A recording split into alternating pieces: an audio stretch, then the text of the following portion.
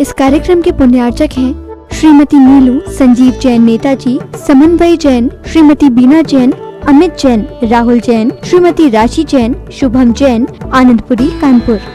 माताजी श्रीमती सरोज जैन, श्री नीरज जी जैन, शिखा जैन, श्री दीपक जी, आंचल जैन, आकर्ष जैन, ऋत्वी जैन, यशवी जैन, नेहल जैन और आरना जैन एवं समस्त सुख सरोज परिवार, सुख सरोज ज्वेलर्स प्राइवेट लिमिटेड, बगीची नंबर 3/6, गुरुद्वारा वाला साहिब रोड, आश्रम, नई दिल्ली।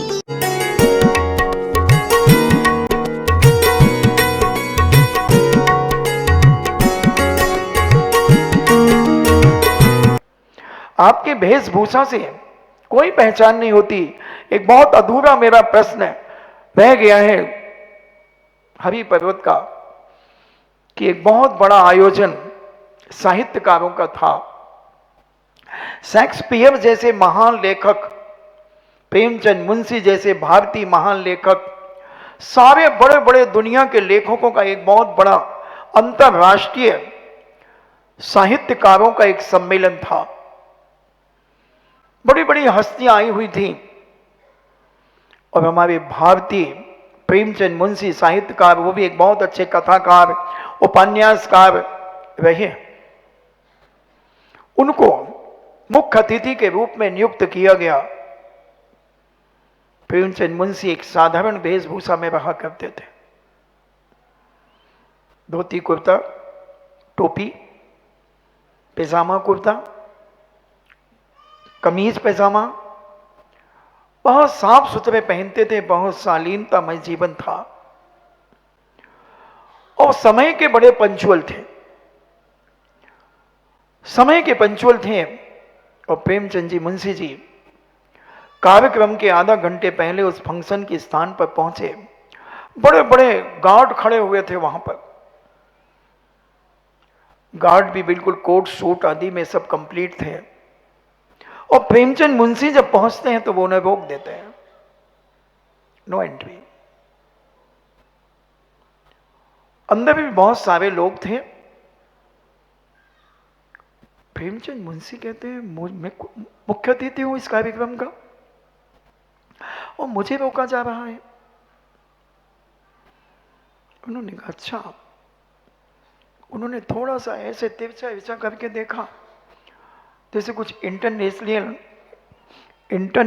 ठसियल कुछ लोग कार्यक्रमों में घुसने का प्रयास जब करते हैं तो भी झांकते हैं कौन है अंदर, क्या है। तो मुंशी जी ने देखा कि भाई सारे जिन्होंने मुझे इनवाइट किया था वो सारे लोग हैं। फिर उन्होंने देखा कि मेरी वेशभूषा में कोई भी नहीं है, कोई भी नहीं है। जैसे जब कोई फंक्शन होगा और हमारी ये बहुएं जब जाएंगी उस फंक्शन में तो इनके ओंठों पे लिपस्टिक नहीं होगी, तो वो लिपस्टिक वाली जो महिलाएं रहेंगी तो वो इन्हें घूर करके देखेंगी, तुम लिपस्टिक नहीं लगाई हो? नहीं, मैंने छोड़ दी है। क्यों छोड़ दी? अरे वो हमारे यहाँ महाराज जी आए थे ना, वो निव्यापक श्रवण सुधा सागर जी महाराज, हाँ हाँ, तो वो एक छुल्लक जी हैं उनके साथ में, उन्होंने छुड़वाई है। तो वो लिपस्टिक क्यों छुड़वाते हैं? लिपस्टिक में क्या है? नहीं नहीं, उनके पास प्रामाणिकता है, वो बिना प्रामाणिक के कोई बात ही नहीं करते हैं। तो वो तो कॉस्मेटिक मिलाया जाता है उसमें। हाँ, तो तुम कॉस्मेटिक को क्या समझती हो? कॉस्मेटिक का क्या मतलब होता है? कौन कह रहा है? जिसने मुझे आहार दिया है वो गर्व से कह रही है उन लोगों से। कॉस्मेटिक का मीनिंग जानते हो क्या होता है? हाँ, क्या होता है? जानवरों के अंश, जानवरों के शरीर को निकाले हुए जो अंश होते हैं उसको अंग्रेजी में कॉस्मेटिक कहते हैं। वो लिपस्टिक में मिलाए जाते हैं। गर्भवती घोड़ी की पेशाब मिलाई जाती है जिससे एस्ट्रोजन मिलता है। अच्छा, अभ्रक मिलाया जाता है। मधुमक्खी की मोम, उससे उसकी बत्ती बनती है। सारा उन्होंने विस्तार से बताया तो मुझे घृणा हो गई कि मैं मांसाहारी जीवन जीऊंगी, मैं जैन कुल में जन्म लेकर मांस खाऊंगी। अब उन्होंने ये भी बताया कि कैंसर भी होता है।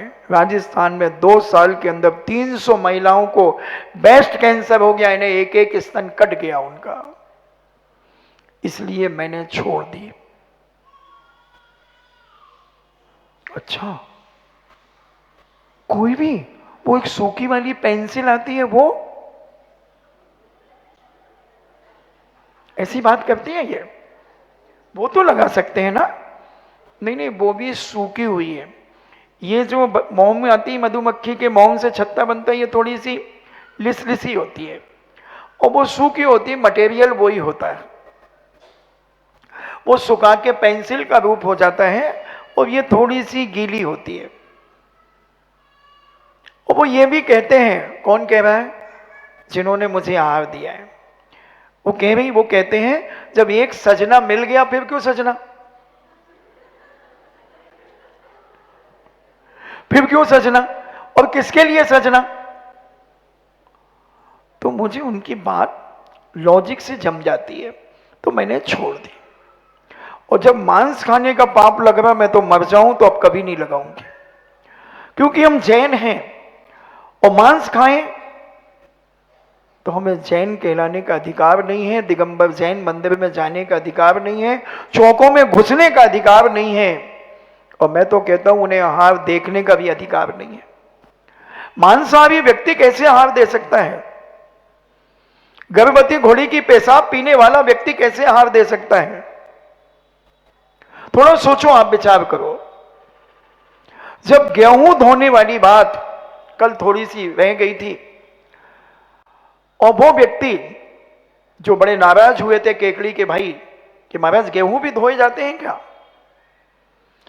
वो भी पूज्य आचार्य श्री को श्रीफल चढ़ाने गए थे हमारे चातुर्मास के लिए, 2003 की बात है। तो सागर में शायद उस समय आचार्य श्री थे, तो नल पर बैठी हुई एक मुसलमान मां एक खटिया बिछा करके रखी थी, उसमें एक साड़ी बिछा करके रखी थी और नल पर गेहूं धोती जा रही थी और उस खटिया के ऊपर गेहूं को डालती जा रही थी। और वो व्यक्ति ने देखा कि एक महिला गेहूं धो रही है, वो उतरे, बोले अम्मा क्या कर रही हो? तो वो मुसलमान अम्मा थी, बोले अंधा है क्या, देखता नहीं, देखता नहीं, गेहूं धो रही हूं। बोले गेहूं क्यों धो रही हो? अरे बोले पागल है क्या, भारत का है कि कहीं बाहर का?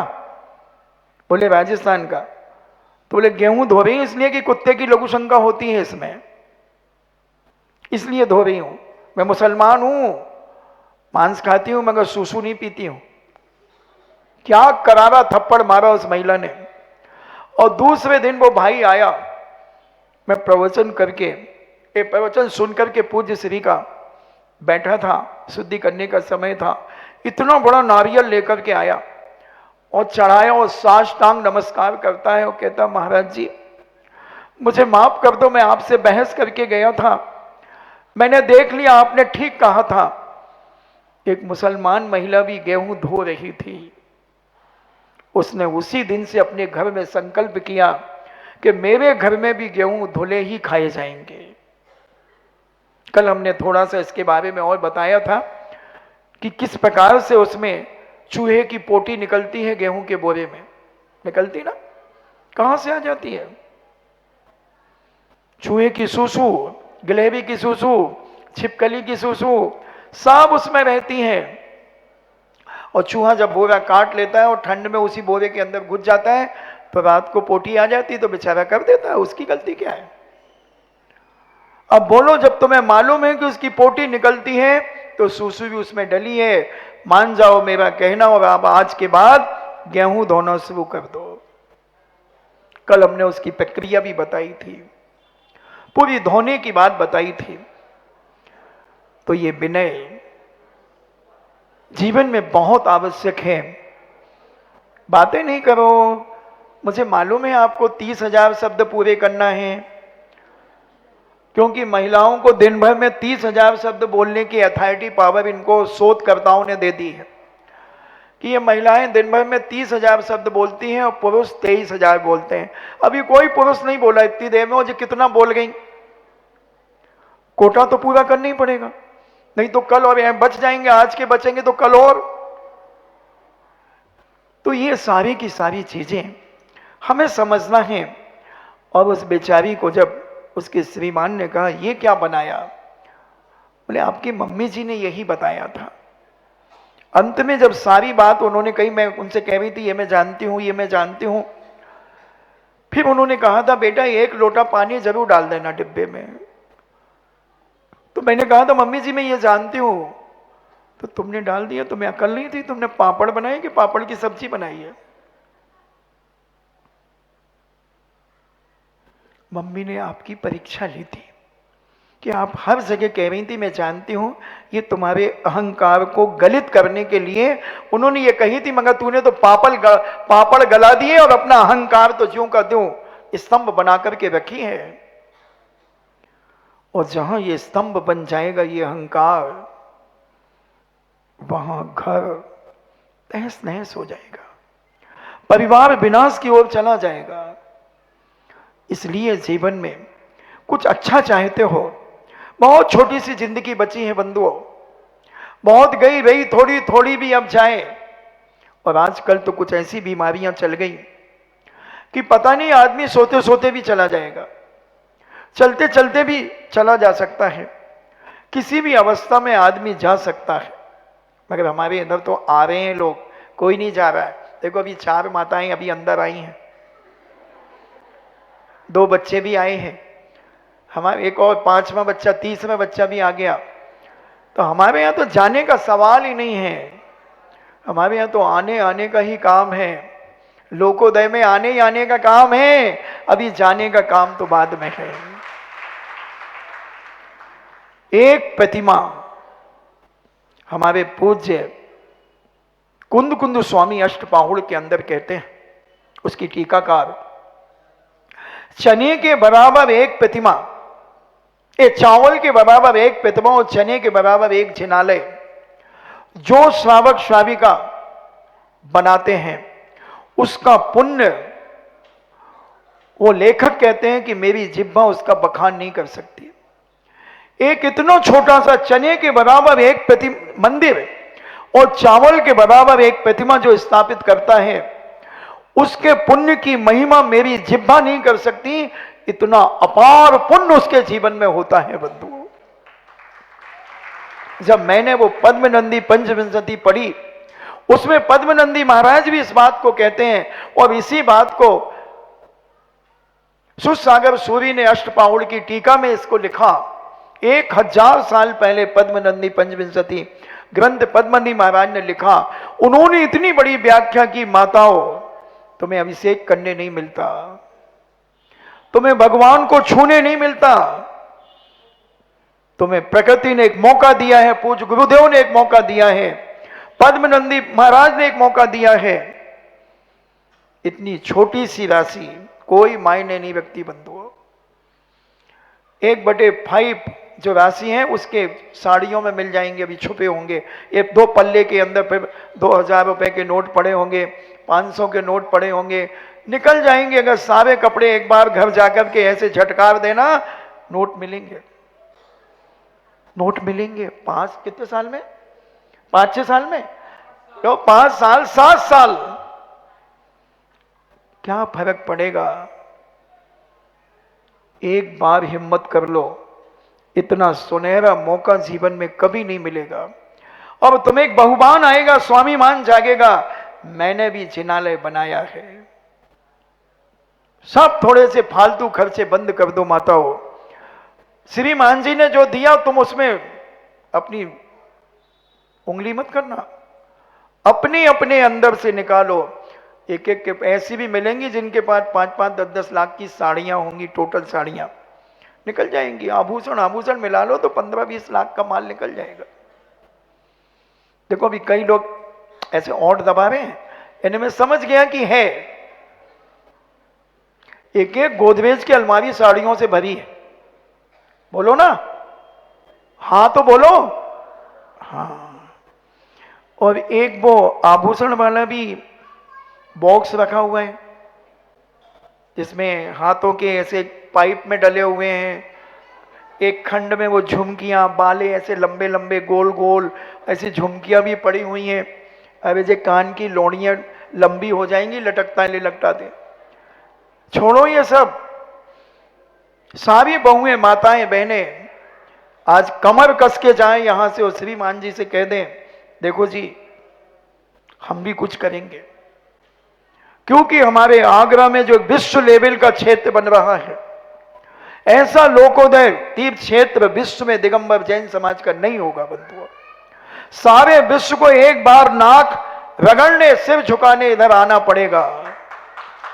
आगरा वो ताकत रख रहा है इस समय कि सारे विश्व के लोगों को अपने आगरा में बुलाकर जिनेंद्र भगवान के चरणों में मस्तक झुकवाएगा।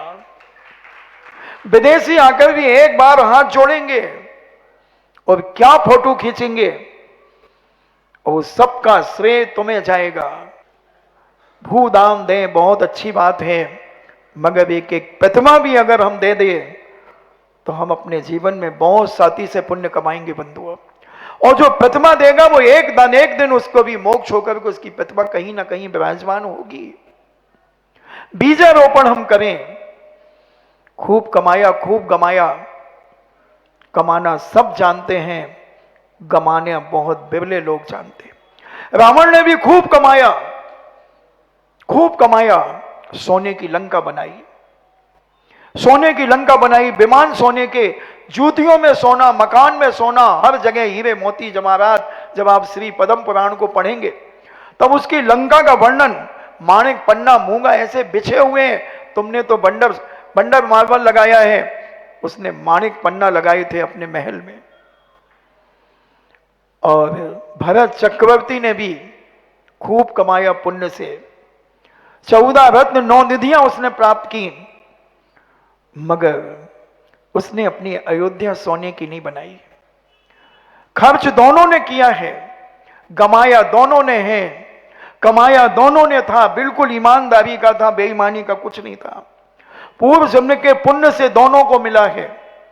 एक को 6 खंड का अधिपत्य मिला, दूसरे को 3 खंड का अधिपत्य मिला, मगर एक 3 लोक का नाथ बना और एक नरकों में सड़ रहा है। कारण क्या है? एक ने अपना महल बनाया, एक ने लंका को सोने की बनाई, और एक ने 3 लोक के नाथ के जिनालय को सोने के बनाकर हीरा माणिक पन्ना माणिक के भगवान बिठाए। कितने? 3000 फीट की एक प्रतिमा, 500 धनुष की एक प्रतिमा। भरत चक्रवर्ती ने 72 प्रतिमाएं बिठाई, 72 जिनालय स्वर्णमय बनाए, और रावण ने अपनी लंका को सोने की बनाया। एज यू लाइक, पसंद अपनी अपनी, ऊपर जाना है या नीचे जाना है, तैयारियां कर लो, तैयारियां कर लो। एक एक प्रतिमा 5-6 साल में, 7 साल में, 8 साल में देना है, क्या फर्क पड़ेगा? 100 रुपए रोज निकाले जाए, 200 रुपए रोज निकाले जाएं, 72 रुपया साल हो जाता है। और आराम से 6 साल में चुक जाएंगे, 7 साल ज्यादा से ज्यादा। 200 रुपए रोज एक गुल्लक में डालते जाओ। आम के आम और गुठलियों के दाम समझ लेना, बच्चों को खर्चे के लिए दे दिए 200 रुपए। रात तो बच्चा कहता है ये 50 लूंगा मम्मी, 50। वो 10-5 की तो वैल्यू खत्म हो गई, 50 चाहिए। और 2-3-4 बच्चे हैं तो 50 गए तो 200 तो वैसे ही चले गए। सोच लो, विचार कर लेना। फिर देखो तुम्हारे घर का आनंद, फिर देखो तुम्हारे परिवार की ख्याति, फिर देखो तुम्हारे परिवार की इज्जत। जहां खड़े होगे, ये इनने ना 4 महिलाएं थी, इनके घर में 4 प्रतिमाएं बिठाई इन्होंने, हैं? वाह, बहुत जय जिनेंद्र। कौन करेगा? वो बहन जी जो तुम्हें देखेगी। करो, क्या लग रहा है? हर लगाना फिटकरी और रंग चोखा होगा। समय आपका हो गया।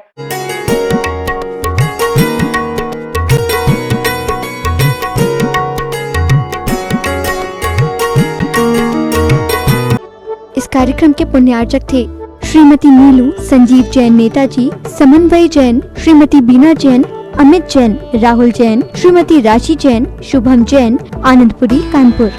माताजी श्रीमती सरोज जैन, श्री नीरज जी जैन, शिखा जैन, श्री दीपक जी आंचल जैन, आकर्ष जैन, ऋत्वी जैन, यशवी जैन, नेहल जैन और आरना जैन एवं समस्त सुख सरोज परिवार। सुख सरोज ज्वेलर्स प्राइवेट लिमिटेड, बगीची नंबर 3/6, गुरुद्वारा वाला साहिब रोड, आश्रम, नई दिल्ली।